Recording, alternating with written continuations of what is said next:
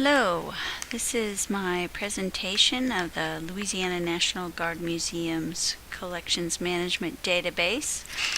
I'm using a tool called Cam Studio to record this session, so I hope it works well for everybody. It's a bit of a new thing for me. So far so good, but I apologize in advance if you hear some rumbling in the background because there is a storm brewing here. As a little bit of background, this database includes the collections of two museums, the Jackson Barracks Military Museum in New Orleans, Louisiana, and the Louisiana Maneuvers and Military Museum, which is in Camp Beauregard in Pineville, Louisiana, about 3 hours or so northwest of New Orleans. So let's start in the accessions records. These are the backbone of the database. These are the gifts. These records represent each individual group of objects as donated by an individual person in an individual year. So here is 2014. This is the 14th donation in 2014. Here's the man's name, his address. I accepted it, when it was received, accessioned, all the good tracking information that one needs to be aware of and record when they accept donations into a museum collection. Here's a brief description of the accession, the objects that were included in the accession. Later on, when I catalog the objects, they are included in this list at the bottom here. And that is where the accession record relates to the object records through that list. I wanted to show you this feature. This is the deed of gift. Sometimes I produce these right from Past Perfect. Sometimes I just produce them by hand, scan them and link them to Past Perfect. Here's an example of one. Very important to have this legal statement up top that specifies exactly what the donor is giving to the museum, including copyright, trademark, all other related interests of the item in question or items in question. Signs at the bottom. Donors can use this as proof of their donation for tax-deductible donations. So that's accessions. Let's move on into objects here. And I guess I should just talk a little bit about this user interface. Past Perfect is the software program. It's very user-friendly. It's simple. It's got a nice layout. It's very common in small museums and historical societies. So because of its simplicity and its fairly easy learning curve. Up here we have 4 big buttons: Objects, Archives, Photos, and Library.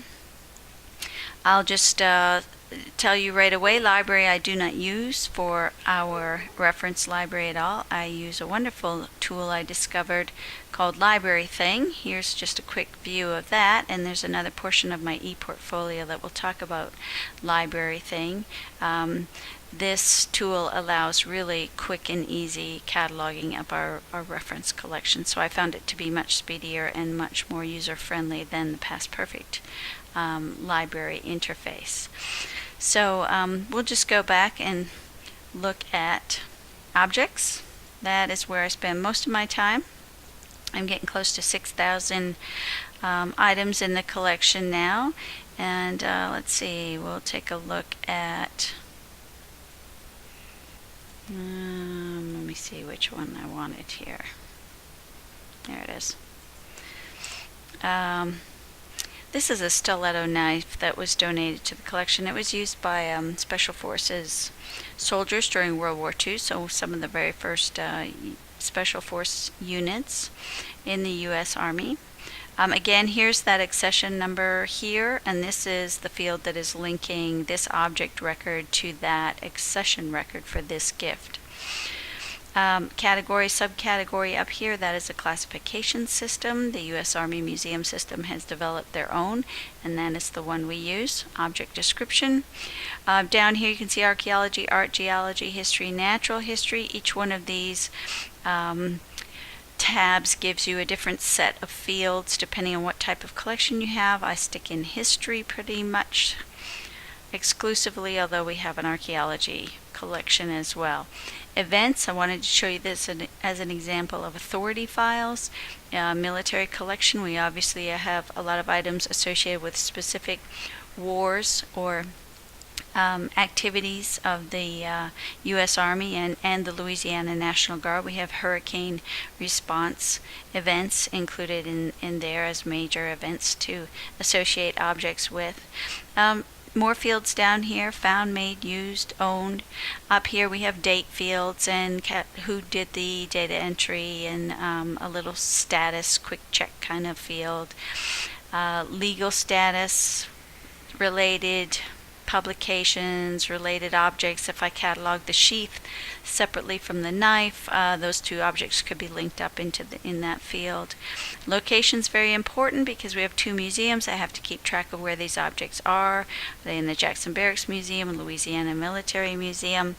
What cabinet, what shelf? Every location in my museum has a specific identity when I put it there.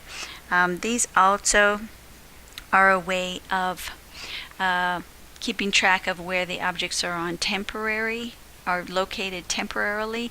This one went to an exhibit on the second floor, so I've put that information in there. And then down below you can see the location history is tracked over time. So not only do I know where it is now, but I know where it was a year ago.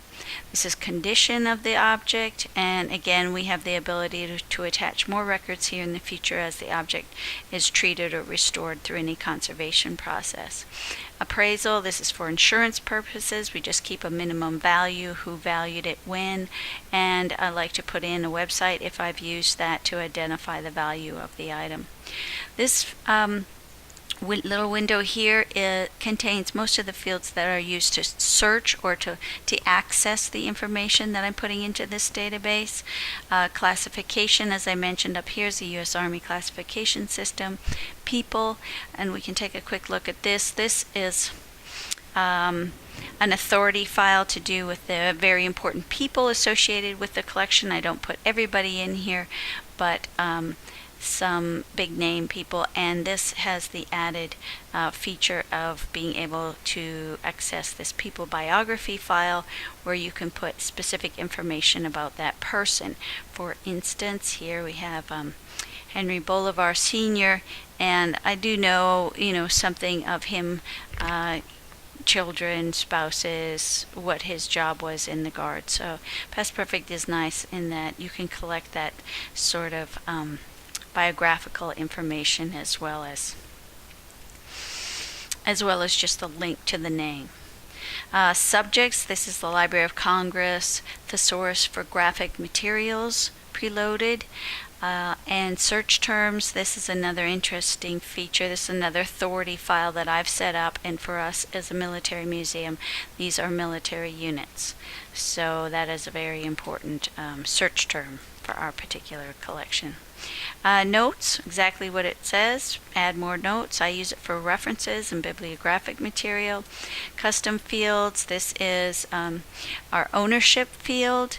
We have federal property, state property, private property, and each one of these has a note associated with it that specifically defines what that ownership term means, because after me somebody else will have to understand exactly what each of these means. So that was that attempt. And I was also asked to be able to quickly pull out a list of the significant material, the historically significant material in the collection. So I came up with this three-tiered rating system. Again, authority file.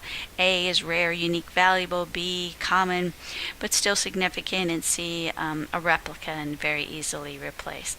So there's plenty of room here for space to customize Past Perfect even more if you want to add more fields that work specific for your collection. Okay, so from objects, let's go take a quick look at photos. Very similar to objects. This is a panoramic photo. I've taken a photo of the photo. It's always great to have a photo. It tells you so much about what is going on, what exact object you're looking for. If somehow you lose the little number that is on the back of the photo, or tag to the object, having the photo associated with the record makes it very easy to match it up again. And all sorts of metadata possibilities over here for recording your information about the photo. Okay, so we have a description here, again, accessions, date. Looks very much like the object field, except a little bit more here, title, event, museum. Sorry. Photographer, studio, place. A little bit more specific to the photo collection.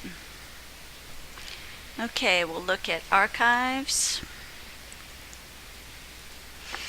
And I wanted to start off here with this item so I can demonstrate a fun little tool here. This is a letter written by Robert E. Lee, and it's one of the unique items in our collection, and very special and very interesting to use our little zoom tool here. This is his signature here. If I can get in on the right spot. It's not cooperating. There's the R. I believe those are the double E's. That's the L, maybe. Yes. Need a bigger magnifying lens, but it's a fun little feature of Past Perfect as well. Let's use the browse command here to jump to another record. I want to show you 5511, which is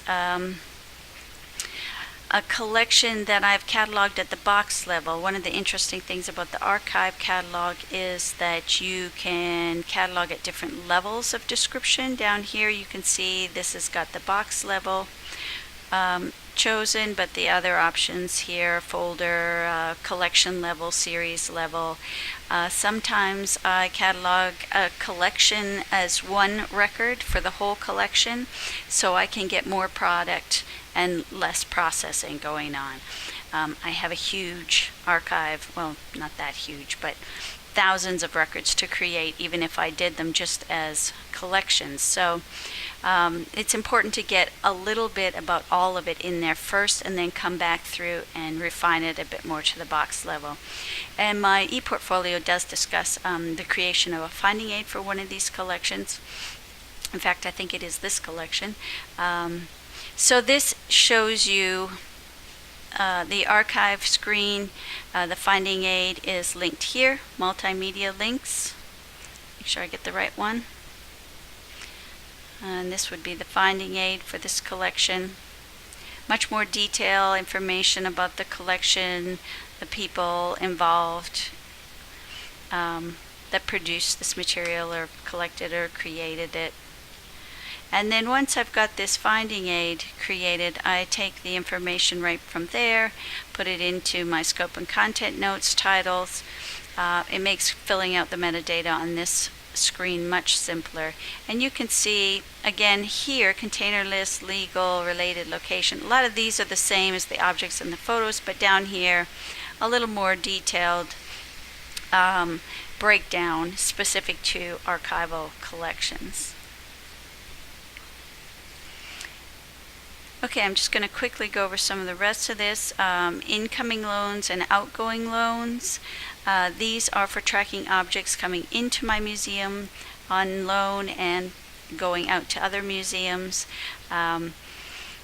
Again, the object records can be related to this particular event, this loan, and tracked in that manner, but the event, the loan, can be tracked right here, the dates out, the dates in, and renewed every 2 years. We have loan agreements that I've come up with the specifics of how these objects are to be treated by either borrowing or lending party.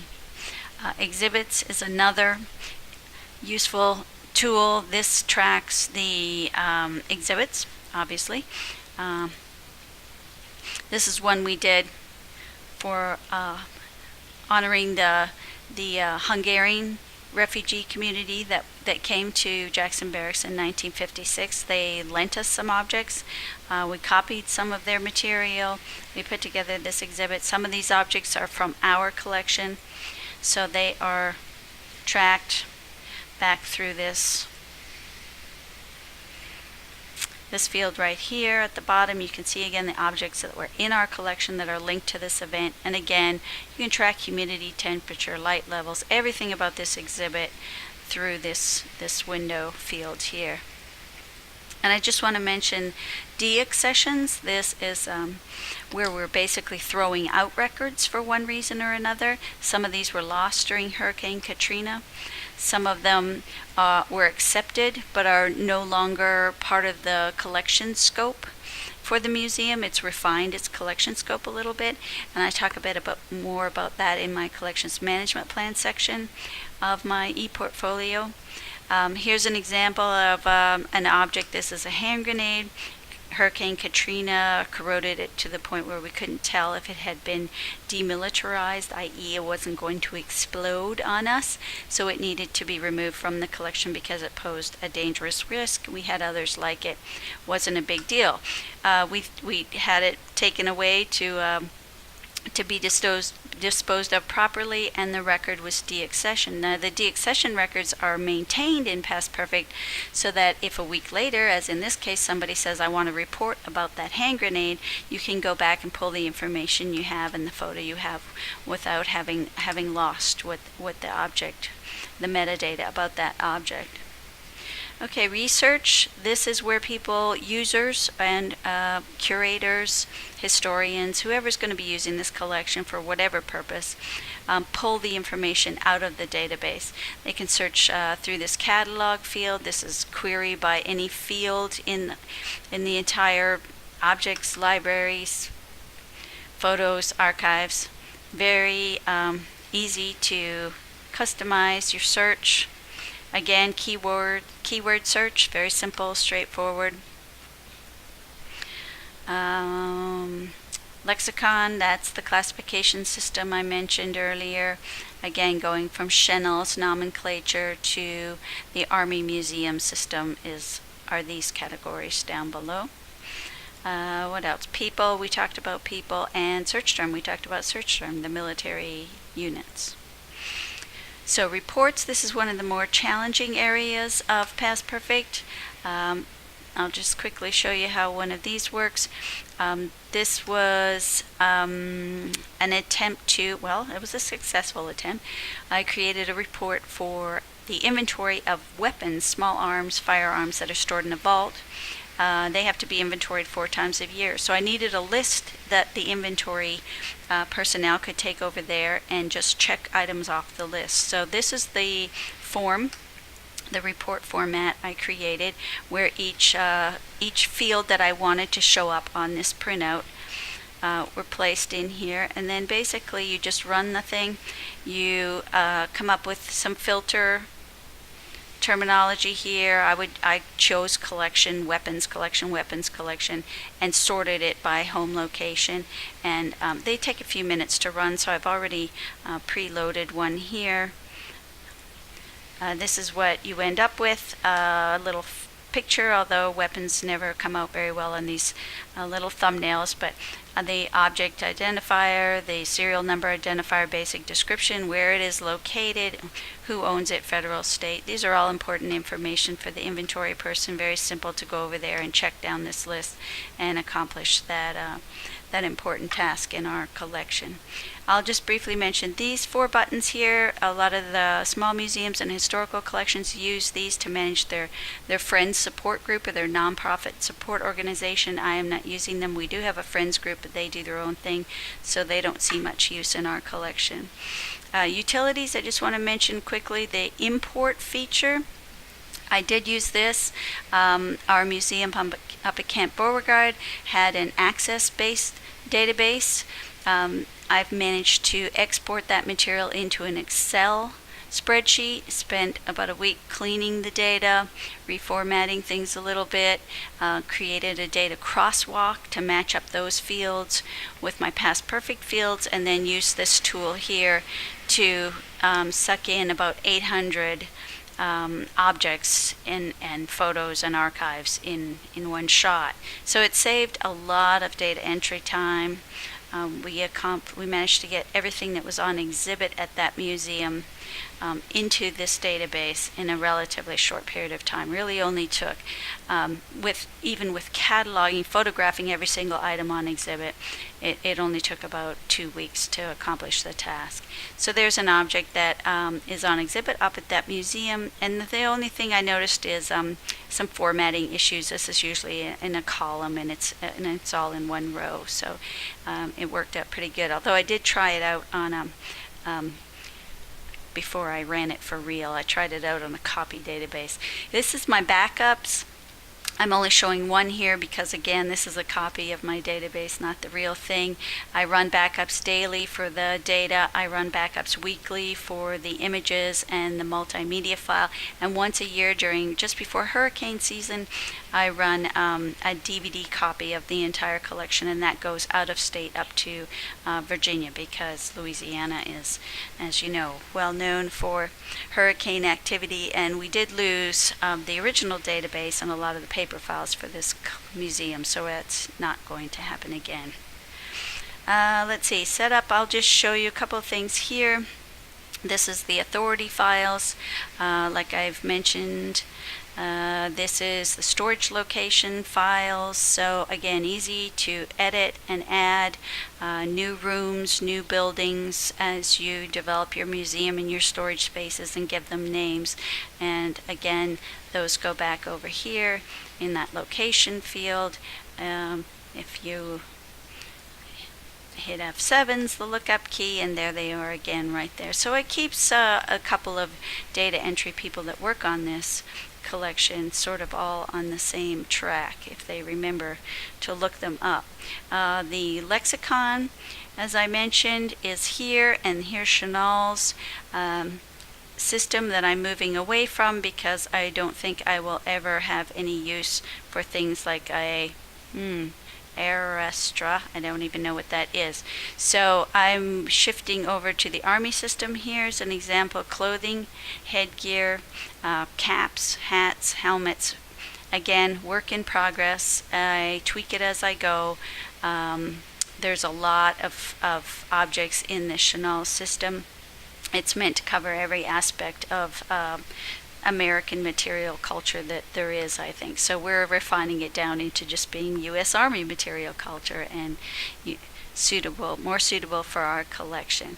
Reindex, this is a feature that cleans up the system, deletes objects you've marked for deletion, resorts those authority files, reworks all the connections, all that relatedness. Keeps the keyword searches going faster. And lastly, under setup, I want to show you security. This is password protected. I'm the administrator of the system. There's the administrator, no check marks, so I have complete access to all the functionality of PastPerfect. The curators cannot delete objects, so that has been taken away from them in order to keep the authenticity of the collection as close to truth as we can, I guess, for lack of a better way to describe it. Only one person has the ability to remove things from the collection, then I know the database is going to be the best representative of the actual collection. This can be set up: supervisor, manager. We have, I think here, researchers. They have lots of check marks. They're not allowed to tweak the database in any way, shape, or form. They're just allowed to browse it and use it if they want. Right now, this is an internal system. Well, it is networked, but it's on our intranet, so our museum up at Camp Beauregard, they can see it, I can see it, but it's not online. We have future plans to do some virtual exhibits and possibly some online, direct online portions of this collections database. So I think that gives you a pretty good tour of PastPerfect and the Louisiana National Guard Collections Management Database. Please check out our website. I think I have it here if you want to learn more about our museum, and it's at GoGuard, G-E-A-U-X, GoGuardMuseums.com, and you can follow our development in the future. And I thank you for your time.